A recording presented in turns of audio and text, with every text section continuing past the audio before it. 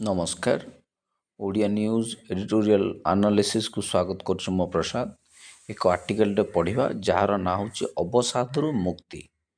ଆଉ ଥରେ କହିଦିଏ, ଅବସାଦରୁ ମୁକ୍ତି। ଚାଲନ୍ତୁ ପଢ଼ିବା। ଅନ୍ୟ କୌଣସି କାରଣରୁ ନୁହେଁ, ମନୁଷ୍ୟ ହୋଇଥିବା କାରଣରୁ ପ୍ରତ୍ୟେକ କ୍ଷେତ୍ରରେ ଆମେ ଅଧିକରୁ ଅଧିକ ପ୍ରାପ୍ତିର ଆଶା କରିଥାଉ।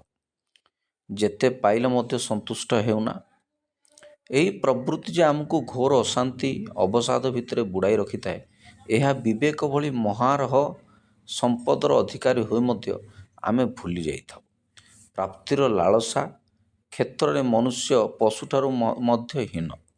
ପଶୁଟିଏ ଉଦର ତୃପ୍ତି ଅନ୍ୱେଷଣରେ ବୁଲୁଥିବା ବେଳେ କୌଣସି ପ୍ରକାର ଖାଦ୍ୟ ମିଳିଗଲେ ପ୍ରାୟତଃ ସେତିକିରେ ସନ୍ତୁଷ୍ଟ ହୋଇ ଅଧିକ ଖାଦ୍ୟ ଅନ୍ୱେଷଣରୁ ନିବୃତ୍ତ ରହିଥାଏ। କାମନାକୁ ସଂଯତ କରିବାରେ ହିଁ ସନ୍ତୋଷ ମିଳିଥାଏ, ଏହାର ପରିପୂରଣରେ ନୁହେଁ। ଏ ସମ୍ପର୍କରେ ନିମ୍ନୋକ୍ତ ପ୍ରସଙ୍ଗ।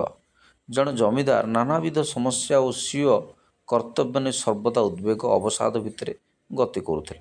ସେବକମାନଙ୍କୁ ଥରେ ନିର୍ଦ୍ଦେଶ ଦେଲେ, ଏଭଳି ଜଣେ ଲୋକ ମୋ ସମ୍ମୁଖକୁ ଆଣନ୍ତୁ ଯିଏ ନିରନ୍ତର ସୁଖୀ ଥିବେ, ମୁଁ ତାଙ୍କଠାରୁ ସୁଖ ପ୍ରାପ୍ତିର ରହସ୍ୟ ଜାଣିବି। ସେବକମାନେ ଅନେକ ଆଡ଼େ ବୁଲିଲା ପରେ ଦିନେ ଲକ୍ଷ୍ୟ କଲେ ଜଣେ ମେଣ୍ଢା ଜଗୁଆଳ ଖୁସିରେ ଆତ୍ମହରା ହୋଇ ଗୀତ ଗାଉଥିଲା।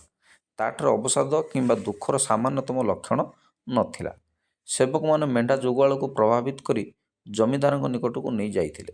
ଜମିଦାର କାରଣ ପଚାରନ୍ତେ ମେଣ୍ଢା ଜଗୁଆଳ କହିଥିଲା, ମେଣ୍ଢା ଜଗିବା ବାବଦରେ ମୁଁ ଯାହା କିଛି ପାଇଥାଏ ସେଥିରେ ଦୁଇ ଓଳି ଆନନ୍ଦରେ ଖାଇଥାଏ। ମୁଁ ବଡ଼ ସ୍ୱପ୍ନ ଦେଖେ ନାହିଁ, ଯାହା ଚରିତାର୍ଥ କରିବା ମୋ ପକ୍ଷେ ଅସମ୍ଭବ। ଏ କ୍ଷେତ୍ରରେ ଯୁକ୍ତି କରାଯାଇଥାଏ ଯେ ମଣିଷଠାରେ ଯଦି ଉଚ୍ଚ ଆକାଂକ୍ଷା ନ ରହେ ତାହେଲେ ପ୍ରଗତିର ପଥ ଅବରୋଧ ହୋଇଥାଏ। ଉଚ୍ଚ ଆକାଂକ୍ଷା ତୀବ୍ର ହେଲେ ଅଧିକରୁ ଅଧିକ କାର୍ଯ୍ୟ କରିବା ନିମିତ୍ତ ଉତ୍ସାହ ଆସିଥାଏ, ଫଳତଃ ଉନ୍ନତି ହୋଇଥାଏ।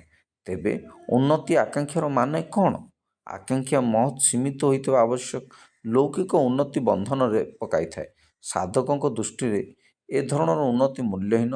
ଯାହା ଆମ ପାଖରେ ନାହିଁ ତାହା ଅନ୍ୟ ପାଖରେ ଅଛି। ସବୁବେଳେ ସେଇ ଚିନ୍ତା, ସେଇଭଳି ପଦପଦବୀ, ଧନ ସମ୍ପତ୍ତି ଲାଭ, ସର୍ବଦା ବିତ୍ତଶାଳୀ ମର୍ଯ୍ୟାଦା ସମ୍ପନ୍ନ ବ୍ୟକ୍ତି ହେବାର ଇଚ୍ଛା ଆମକୁ ମାନସିକ ସ୍ତରରେ ଅସୁଖୀ କରିଥାଏ। ଏହା ହିଁ ଦୁଃଖ ଅବସାଦର କାରଣ ଅଟେ। ମନର ଭିକ୍ଷାବୃତ୍ତି, ଅଦମନୀୟ କାମନା କେବେ ବି ଶେଷ ହୁଏ ନାହିଁ।